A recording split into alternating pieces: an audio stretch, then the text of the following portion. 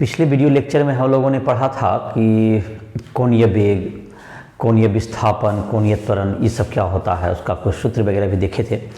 तो तुम्हारे NCERT book में एक एग्जाम्पल दिया हुआ है, उसी में सूत्र का भी रिवीजन हो जाएगा। तो उसी एग्जाम्पल को पहले देखते हैं, और वो है 4.10 है, 4.10। किताब से तुम क्वेश्चन देख भी सकते हो। एक कीड़ा 12 सेंटीमीटर त्रिज्या के वृत्ताकार पथ पर 100 सेकेंड में 7 चक्कर लगाता है। इसकी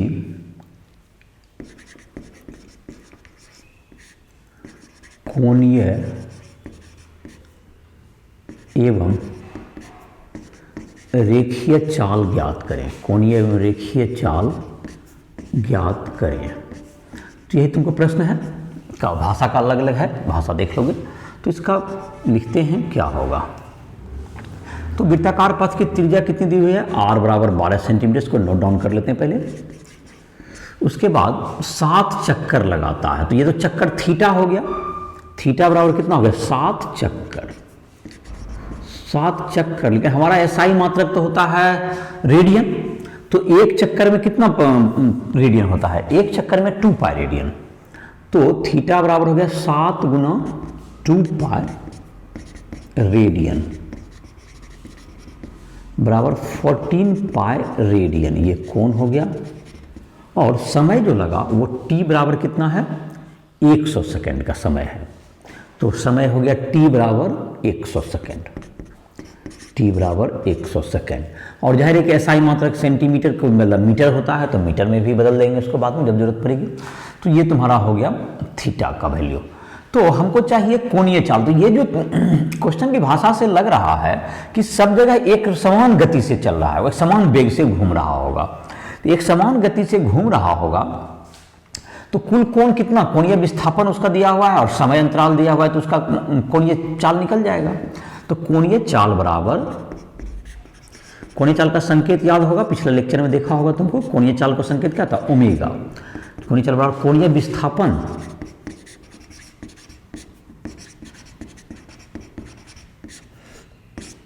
थीटा बटे समय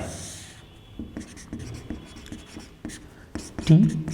तो तुमको जहां तक है तो ओमेगा बराबर थीटा का मान कितना हो गया, तो थीटा बराबर हो गया 7 गुना 2 पाई, दैट इज 14 पाई रेडियन। ये हो गया 14 पाई रेडियन बटे कितने हो गए तुमको, 100 सेकेंड। 100 सेकेंड, तो ये रेडियन प्रति सेकेंड हो जाएगा। तो 14 इंटू 3.14 बटे 100 रेडियन प्रति सेकेंड। तो इसको जब गुना कर देंगे तो ये हो जाएगा तुमको 0.44 करीब करीब। तो 0.44 हो जाएगा, मतलब कि ये 0.44 रेडियन प्रति सेकेंड। ये तुम्हारा हो गया इसका कोणीय चाल। अब है रेखीय चाल। तो रेखीय चाल निकालने के लिए क्या करना पड़ता है, v बराबर ओमेगा आर से भी बना सकते हैं हम लोग। रेखीय चाल बराबर कोणीय चाल गुना त्रिज्या। और या तो तुमको जो है एक चक्कर लगाया तो 2 पाई आर दूरी जाएगा, 2 पाई आर बटे समय कर देंगे तो भी रेखीय चाल निकल सकता है, डायरेक्ट भी निकल सकता है। तो नहीं, इसका ये जो सूत्र पढ़े थे हम लोग पिछला में, v बराबर ओमेगा आर, उसी का प्रयोग करते हैं। रेखीय चाल v बराबर ओमेगा आर। तो v का मान हो गया, निकालना है हमको ओमेगा कितना है, ओमेगा कोणीय चाल है। तो ओमेगा कोणीय चाल का मान हम लोग निकालते हैं 0.44 और गुना क्या हो गया 12। ये सेंटीमीटर में है, तो ये प्रति सेकेंड में, रेडियन प्रति सेकेंड। इसका मात्रक है 0.44, मात्रक भी लिख देते हैं इसका 0.44 रेडियन प्रति सेकेंड इंटू 12 सेंटीमीटर।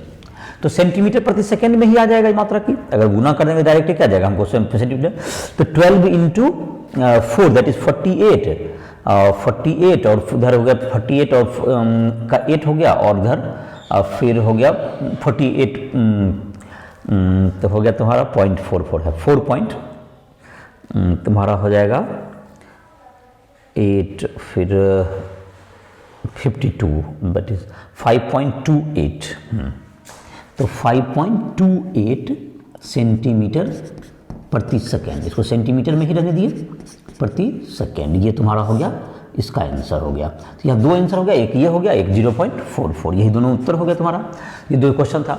अब इसी में अगर कहा जाएगा कि बताइए कोणीय चाल निकाल लिया आपने, कोणीय विस्थापन निकाल लिया, तो इसमें आवर्त काल कितना होगा, तो आवर्त काल का मतलब एक चक्कर में लगा समय, तो 100 सेकेंड में अगर 7 चक्कर लगाता है तो एक चक्कर लगाने में कितना समय लगेगा, तो 100 सेकेंड बटे 7 इसको आवर्त काल हो जाएगा।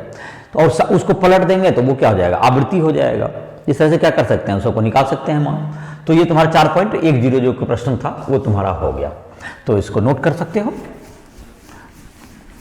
जो पिछला लेक्चर वगैरह नहीं देखा है, राइस ट्यूटोरियल ऐप पर जाकर के प्ले स्टोर से डाउनलोड करो, उसमें तुमको इसके जितने भी लेक्चर्स हैं तुम्हारा पिछले चैप्टर्स के, या जो भी फिजिक्स के हों, केमिस्ट्री मैथ सबके लाइव क्लासेस, या तुमको इंग्लिश हिंदी मीडियम में नोट्स हो, या जे मेंस एडवांस इन सबके क्वेश्चन पेपर हों, ऑब्जेक्टिव सब्जेक्टिव, तो वो सब भी तुम्हारा क्वेश्चंस हो, वो सब तुमको उस पर मिल जाएगा।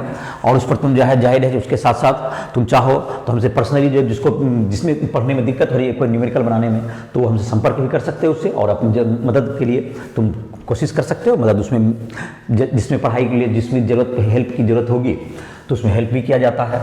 तो तुम लाइव क्लास हो, या तुमको डाउट क्लास हो, या तुम्हें पर्सनल हेल्प की ज़रूरत है, तो उन सबों पर के लिए भी हमसे संपर्क कर सकते हो। राइस ट्यूटोरियल ऐप को प्ले स्टोर से डाउनलोड करो और हमसे संपर्क करने की कोशिश करो। जिसको दिक्कत हो रहा है, तो पढ़ाई में जहाँ भी दिक्कत है, फिजिक्स केमिस्ट्री मैथ किसी भी सब्जेक्ट में, वो तैयारी कर सकता है इस ऐप के माध्यम से। तो आज हम लोग जो एक टॉपिक अब इसमें देखते हैं जिसका नाम है अभिकेंद्र त्वरण। पिछले लेक्चर में हम लोगों ने देखा था एक त्वरण था जिसका नाम था स्पर्श रेखा के अनुदिश अगर जो त्वरण लगता है जिससे कि वह चाल को बदलता है, तो हम लोग कहते हैं स्पर्श रेखा के अनुदिश वह लगता है जो कि चाल को बदलेगा। और आज कहते हैं दिशा को बदलने के लिए एक त्वरण होता है जिसकी हम लोग अभिकेंद्र त्वरण कहते हैं।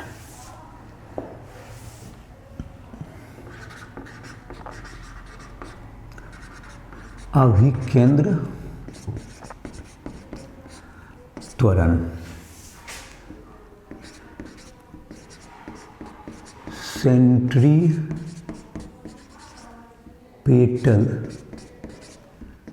Acceleration, centripetal acceleration. वृत्तीय गति में, चलिए देखते लिखते हैं, वृत्तीय गति में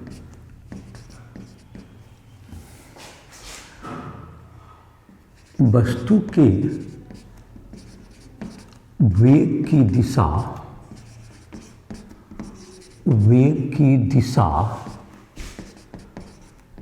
स्पर्श रेखा के अनुदिश होती है। स्पर्श रेखा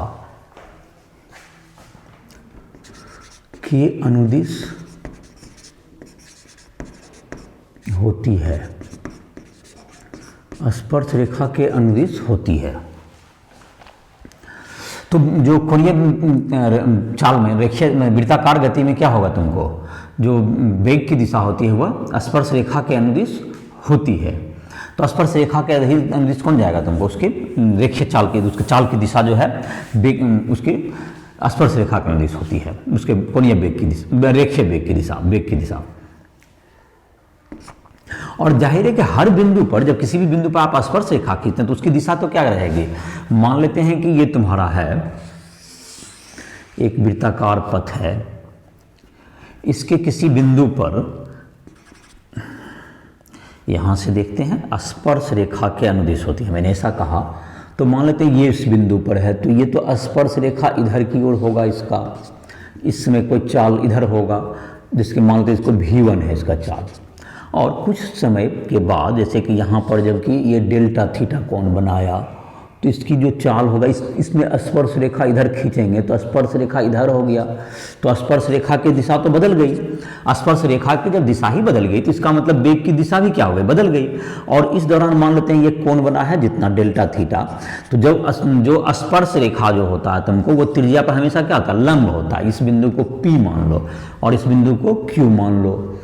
तो Q मान लो, अगर तुमको मॉडुलस V1 मतलब कि जो वेक्टर का इसका जो तुम्हारा है, ये तुम्हारा अगर चाल समान भी रहे, दोनों का चाल अगर मान लेते हैं कि चाल में परिवर्तन नहीं हुआ, ये V ही है, लेकिन उसके बावजूद भी तो इसकी दिशा में परिवर्तन हो रहा है। इसकी दिशा क्या हो रही है, बदल रही है। अगर यहाँ पर देखा जाए तो इसकी दिशा है इधर की ओर, इस स्पर्श रेखा का अनुदिश है जिस बिंदु पर, और Q बिंदु पर जगह तो Q की स्पर्श रेखा तो दिशा तो अभी इधर था, अब इधर हो गया, तो दिशा बदल गया। और जाहिर है कि जब जो त्रिज्या पर यह लंबवत होता है, जब दोनों त्रिज्या के बीच में डेल्टा थीटा कोण बना है, तो इसके स्पर्श रेखा के अनुदिश भी कितना कोण बनेगा, स्पर्श रेखा के बीच में भी डेल्टा थीटा ही कोण बनेगा। अर्थात V1 और V2 में कितना का कोण का अंतर हो गया, दिशा का अंतर डेल्टा थीटा का ही हुआ, क्योंकि स्पर्श रेखा दोनों ये रेखा, यह स्पर्श रेखा इस त्रिज्या पर लंब होगी और यह स्पर्श रेखा इस त्रिज्या पर लंब होगी। तो इन दोनों के बीच की, जब इसके बीच के में कोण डेल्टा थीटा बना हुआ, तो इन दोनों के लंब के बीच में भी कितना कोण बनेगा, डेल्टा थीटा ही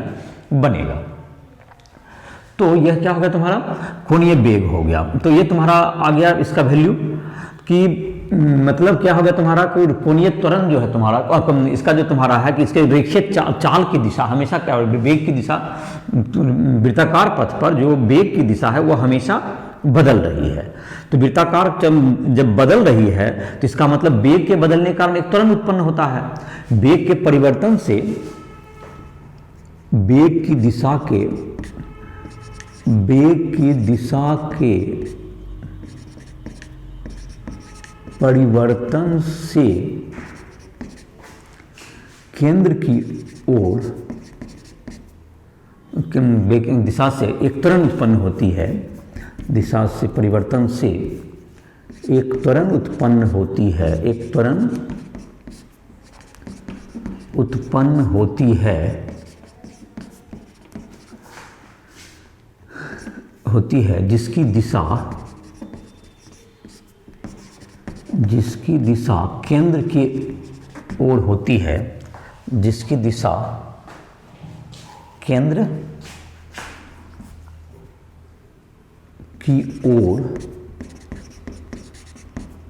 होती है, जिसे अभिकेंद्र त्वरण कहते हैं, जिसे अभिकेंद्र त्वरण कहते हैं। ये इसकी परिभाषा कंप्लीट हो गई, जिसमें कुछ समझा दिए थे अभी थोड़ा देर पहले कि यह जो तुम्हारा होगा, यह जो तुमको वेग की दिशा कैसे बदल रही है, स्पर्श रेखा का अनुदिश होगी तो इसकी दिशा बदल रही है, तो इसके कारण जो त्वरण उत्पन्न हो रहा है, दिशा वेग बदलने से क्या होता है, वेग के परिवर्तन की दर को त्वरण कहते हैं। तो जाहिर है कि अगर वेग की दिशा बदल रही है तो इसमें एक त्वरण उत्पन्न हो रहा है।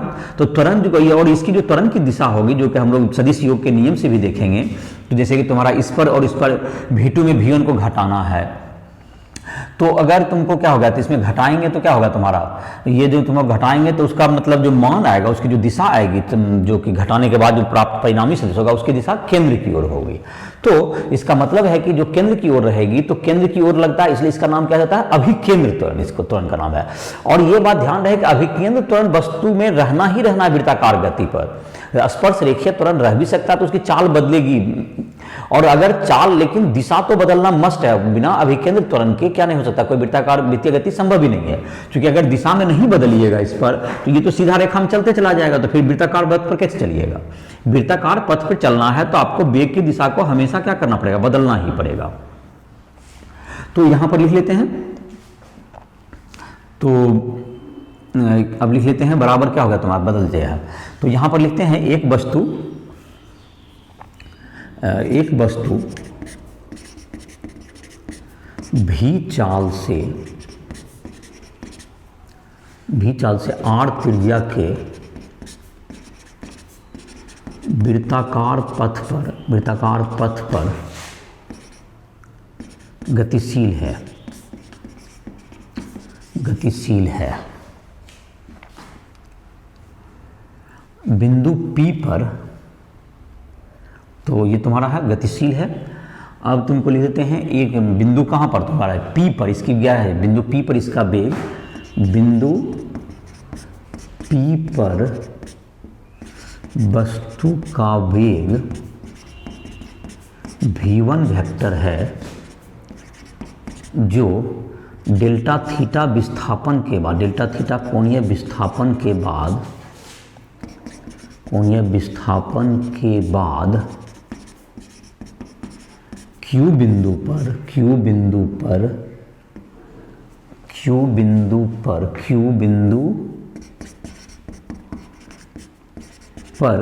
v2 हो जाता है, v2 वेक्टर हो जाता है।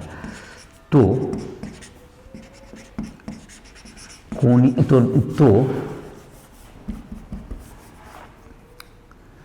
वेग में परिवर्तन डेल्टा v बराबर क्या होगा, v2 vector minus v1 vector. वेग में परिवर्तन जो है डेल्टा v बराबर क्या होगा, v2 vector minus v1 vector. यही हो गया तुमको वेग में परिवर्तन। ये वो v2 की दिशा इधर हो गई, ये v1 हो गया, तो इसकी दिशा हो गई v2 vector minus v1 vector. तो अब जो दोनों के बीच में क्या होगा, v2 और वेक्टर, जब इन दोनों के स्पर्श रेखा का दिशा, तो v2 और v1 के बीच का कोण कितना है, डेल्टा थीटा है v2 और v1 के बीच में। तो इसका जाहिर है परिणामी का जो सूत्र है उसमें याद होगा तुम्हें। तो जहां तक होगा क्या चीज, डेल्टा v का मॉडुलस बराबर क्या, सदिश योग के नियम से √a² minus plus b² minus 2ab cos theta, ऐसा होता सूत्र। तो इसका हो गया पहले a का स्क्वायर मॉडुलस a का स्क्वायर प्लस मॉडुलस b का square minus 2 modulus a modulus b into cos theta, ऐसा होता था सूत्र होता था। तो सूत्र के आधार पर मैंने जैसे जहां a लिखा था वहां पर a की जगह क्या लिख दिया, पहले पहला वेक्टर v1 वेक्टर का मॉडुलस प्लस v2 वेक्टर का modulus minus 2 modulus a modulus b into cos delta theta. तो a² plus b² minus 2ab सदिश के घटाव में के लिए तुम देख सकते हो, राइट ट्यूटोरियल ऐप पर देख सकते हो। उसका वीडियो तुम्हारा जो सदिश योग में सदिश का घटाव का जो वीडियो है, जो चैप्टर 2 में 2.3 वगैरह में होगा, शायद 2.3 में वीडियो दिया हुआ है तुम्हारा, उसमें क्या कर सकते हो, उसको देख सकते हो। सदिश के लिए जो सदिश का जो तुम्हारा सदिश का घटाव का जो वीडियो है उसमें देख सकते हो, सदिश का योग घटाव इन सब का वीडियो उसमें सूत्र देख सकते हो। तो ये तुम्हारा हो गया। तो क्या निकल गया तुम्हारा मॉडुलस तो, और इसका मॉडुलस का मान तुम्हारा क्या, दोनों का मैग्नीट्यूड तो v ही है। तो इसका जो v होगा तो इसको लिख सकते हैं √v² plus v² minus 2v² into cos delta theta. तो मॉडुलस v बराबर क्या होगा तुमको, √2v² minus 2v² cos delta theta. तो इसमें कॉमन आ गया, 2v² कॉमन आ जाएगा, क्या बच गया 1 माइनस कॉस डेल्टा थीटा। तो 1 माइनस कॉस डेल्टा थीटा हो गया। 1 माइनस कॉस 2 थीटा का फॉर्मूला होता है क्या, 2 sine square delta theta by 2 हो गया, 2 sine square delta theta by 2। तो चलो यहां पर आ जाते हैं, थोड़ा सा एक आध लाइन और लिख सकते हैं यहां पर। तो डेल्टा v बराबर क्या हो गया, √2 का 2 हो गया, 2v sign delta theta by 2। चलो तो ये हो गया तुम्हारा। अब लिखते हैं छोटे कोण के लिए, छोटे कोण के लिए क्या होता तुम्हें, छोटे कोण के लिए sine delta theta by 2 sine is approximately equal to delta theta by 2 होता है। और छोटा कोण है तो इसको दोनों को बराबर कर सकते हो। तो मॉडुलस v का वैल्यू कितना हुआ, अब इसमें रखते हैं। तो 2v इंटू इसको लिख दिए डेल्टा थीटा बाय 2 लिख देंगे, तो 2 कट गया। तो v इंटू क्या होगा तुम्हें, डेल्टा थीटा। तो ये होगा तुमको डेल्टा v। अब है तुमको delta v by delta t। तो अभिकेंद्र त्वरण जो होगा तुम्हारा, तो इस समय अंतराल से भाग दे देंगे अभिकेंद्र त्वरण, जबकि समय अंतराल बहुत क्या हो, छोटा हो, जबकि क्या हो, जब यहां से आने तक, यहां तक मतलब p से q जाने में अगर समय अंतराल डेल्टा t हो, p से q जाने में, p से q जाने में लगा समय डेल्टा t हो,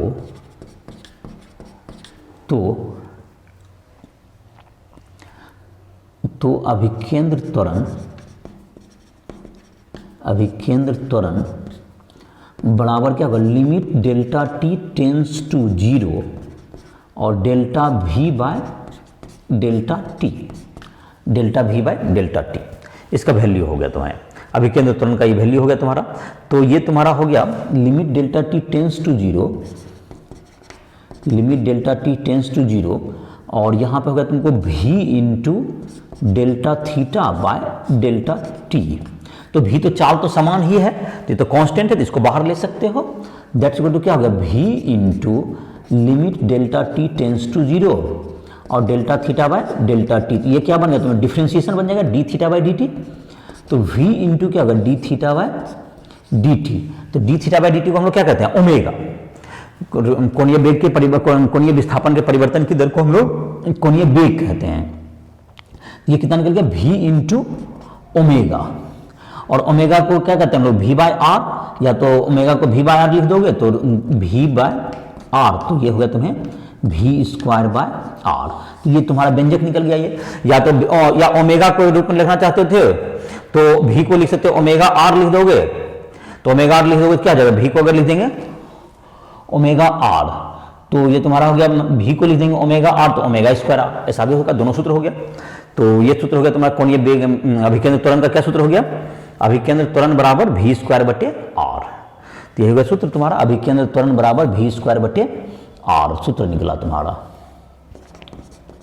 अभिकेंद्र त्वरण बराबर v स्क्वायर बटे आर।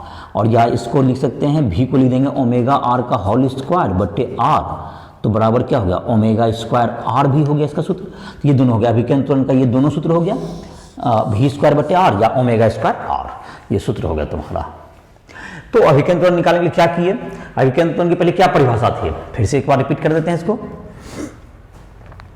अभिकेंद्र त्वरण जो है तुम्हारा, जब कोई वस्तु वृत्तीय गति पे वृत्तीय पथ पर चल रही है तो उसकी वेग की दिशा हमेशा बदलती रहती है, क्योंकि वृत्तीय पथ पर वेग की दिशा हमेशा स्पर्श रेखा के अनुदिश होती है। और जैसे जैसे तुम लोग किसी बिंदु पर आए तो स्पर्श रेखा की दिशा क्या होगी, बदलती जाएगी। तो स्पर्श रेखा की दिशा बदलेगी तो उसके बीच के कोण भी क्या होगा, तो वेग के बीच का कोण, वेग की दिशा बदल रही है, वेग की दिशा बदलने के कारण क्या हो गया, उसमें एक त्वरण उत्पन्न हुआ। यह त्वरण क्या कहलाएगा, इसकी दिशा जो है तुमको केंद्र की ओर होती है, इसलिए इसे हम लोग अभिकेंद्र त्वरण या सेंट्रीपेटल एक्सीलरेशन कहते हैं, अभिकेंद्र त्वरण कहते हैं। तो ये जो कि किसके कारण उत्पन्न होता है, वेग की दिशा में हुए परिवर्तन के कारण उत्पन्न होती है। और जाहिर है कि इसमें अगर चाल में परिवर्तन होता है तो उस त्वरण को जो चाल में परिवर्तन करता है वृत्तीय पथ पर, वह स्पर्श रेखीय त्वरण कहलाती है। तो अभिकेंद्र त्वरण हमेशा होना वृत्तीय पथ पर, वृत्तीय गति में अभिकेंद्र त्वरण के बिना कोई वृत्तीय गति होगी नहीं, क्योंकि उसकी वेग की दिशा बदले नहीं तो वृत्ताकार पथ पर कैसे घूमिएगा। तो अभिकेंद्र त्वरण का होना अनिवार्य है और वही वेग की दिशा को बदलने के लिए जिम्मेदार होता है। और स्पर्श रेखीय त्वरण का हो भी सकता है तो उसकी चाल बदलेगी, नहीं तो चाल स्थिर रहेगी, चाल समान रहेगी। एक समान वृत्तीय गति में चाल हमेशा समान रहती है। उसके बाद था तुम्हें अब इसका व्यंजक निकालने की बारी आई, तो हमने मान लिया कि एक वस्तु जो है भी चाल से सब जगह एक समान चाल भी से घूम रहा है, आर त्रिज्या का ये वृत्ताकार पथ है, और दोनों के बीच में एक वस्तु है जो कि पी बिंदु से क्यू बिंदु तक गया और इसमें कितना कोण बनाया, केंद्र पर डेल्टा थीटा, और वेग जो है तुमको v1 और v2 था, इसके बीच में तब जितना इसके बीच में कोण बना होगा उतना ही v1 और v2 के बीच में कोण बनेगा।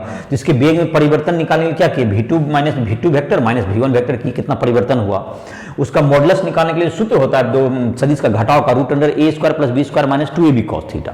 उस सूत्र पर हमने लगाया, दोनों के बीच में कौन cos थीटा कितना था, cos डेल्टा थीटा था, तो और मॉडुलस तो दोनों का भी ही था, तो तुम्हारा क्या आ गया 2v² × 1 - cos डेल्टा थीटा। और इसमें एक सूत्र हमने प्रयोग किया जिसका वैल्यू होता है 1 - cos 2a = 2 sin² a, या 1 - cos a होगा तो 2 sin² a/2। ये सूत्र होता है त्रिकोणमिति का, जो त्रिकोणमिति में पढ़ा होगा, और नहीं तो राइस ट्यूटोरियल ऐप पर जाकर के उसमें त्रिकोणमिति के जो लेक्चर्स हैं 3.5 में जाकर के देख सकते हो, ये सब सूत्र तुमको मिल जाएगा, उसमें पढ़ सकते हो। तो ये तुम्हारा हो गया, तो 1 - cos 2a बराबर 2 sin स्क्वायर ए कहते हैं, ये भी सूत्र होता है तुम्हारा। तो उसके आधार पर क्या निकल गया, और छोटे कोण के लिए जो तुम्हारा जो है डेल्टा थीटा साइन थीटा लगभग थीटा के बराबर होता है। तो इस प्रकार से क्या आ गया तुम्हें, और तुम्हारा व्यंजक आ गया 2v into delta theta by 2। अब जब तुमको त्वरण निकालना था तो वेग में परिवर्तन हुआ, बटे समय से क्या करेंगे, भाग करेंगे, और limit delta T tends to 0 होगा, मतलब जब समय अंतराल। तो उसके बाद क्या आ गया तुम्हें, वो क्या बन गया, delta theta by delta T क्या होता है, D theta by D T बन गया, जिसका वैल्यू होता है ओमेगा, कोणीय वेग, जो कि कोणीय वेग में देखा होगा। तो कोणीय वेग का मान निकल गया v इंटू ओमेगा, और ओमेगा को क्या लिख सकते हैं, v या v को लिख सकते हैं ओमेगा। इस प्रकार से तुम्हारा व्यंजक प्राप्त हुआ अभिकेंद्र त्वरण का, v स्क्वायर बटे r और या ओमेगा स्क्वायर r। और इस प्रकार से क्या कर सकते हो, तुम इसको बना सकते हो। तो v स्क्वायर बटे r, तो इसका व्यंजक प्राप्त करने के लिए तुम्हें आसानी से समझ में आ गया होगा। इसको एक आध बार प्रैक्टिस करोगे, तुम लिखने लायक भी कर लोगे। तो इस अध्याय में तुम्हारा लास्ट टॉपिक यही था, एक समान वृत्तीय गति में तुम्हारा करके दिया हुआ था एनसीईआरटी बुक में, और तुम्हारा इस पर जो कि आधारित एक प्रश्न था वो जो कि 4.10, जो कि पहले ही उसका थ्योरी हम बता चुके थे, तो वो हमने बता दिया। और इस पर जो है आधारित आसानी से प्रश्न बता सकते हो। और जो अब जो अध्याय जो कि सब जो एनसीईआरटी बुक में जो क्वेश्चन वगैरह है उसको डील कर, उसको देखो, उसको बनाने की कोशिश करो। जहाँ भी दिक्कत हो तो राइट ट्यूटोरियल ऐप के माध्यम से हमसे संपर्क कर सकते हो। जो भी प्रॉब्लम आएगा उसमें क्वेश्चन वगैरह में जहाँ भी तुमको दिक्कत होगी, किसी भी क्वेश्चन को में दिक्कत हो, कोई भी न्यूमेरिकल बनाओ किसी भी बुक से, तो न्यूमेरिकल बना सकते हो। ऐसे एनसीईआरटी बुक में भी दिया हुआ है, इसका एग्जाम्पलर की भी बुक आती है। राइट ट्यूटोरियल ऐप पर भी तुम्हें मिल जाएंगे क्वेश्चन, पे हिंदी मीडियम में भी ऑब्जेक्टिव सब्जेक्टिव दोनों क्वेश्चन मिल जाएंगे, और उसमें तुम प्रैक्टिस भी कर सकते हो। तो इसी के साथ इस लेक्चर को समाप्त कर रहे हैं। तुम राइट ट्यूटोरियल ऐप को प्ले स्टोर से डाउनलोड करके अपनी पढ़ाई के लिए हमसे जहाँ दिक्कत हो हमसे संपर्क भी कर सकते हो। तो इसी के साथ इस लेक्चर को समाप्त किया जा रहा है।